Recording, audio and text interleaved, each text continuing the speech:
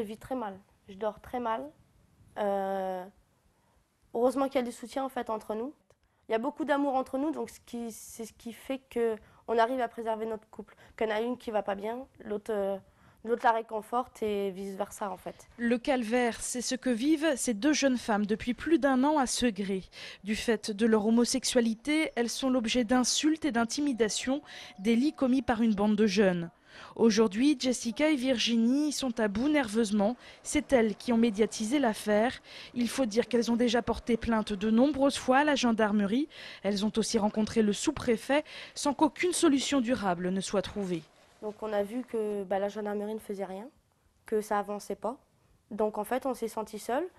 Et durant ces 15 derniers jours, c'est une montée de grade en grade. Donc il y a eu dégradation de véhicules, il y a eu violation de domicile, il y a eu des menaces avec une arme encore.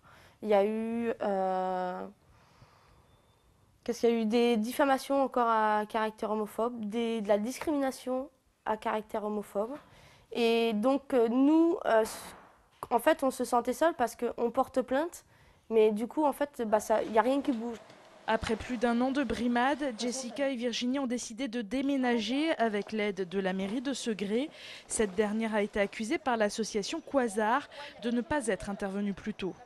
Ce qui se vit ici à Segré se déroule comme dans d'autres lieux, c'est-à-dire ce sont les victimes qui doivent plier, qui doivent partir et non pas les fauteurs de troubles. Ça, socialement, c'est une réponse qui est tout à fait inadaptée et il y a vraiment un problème, un de sécurité et deux de réponse sociale et municipale et voire de police nationale à la situation que ces deux jeunes femmes vivent. Joint par téléphone, Gilles Grimaud, maire de Segré, déclare n'avoir eu connaissance des faits que récemment. Il est bien évident que si nous avions été alertés, nous aurions réagi de façon beaucoup plus rapide.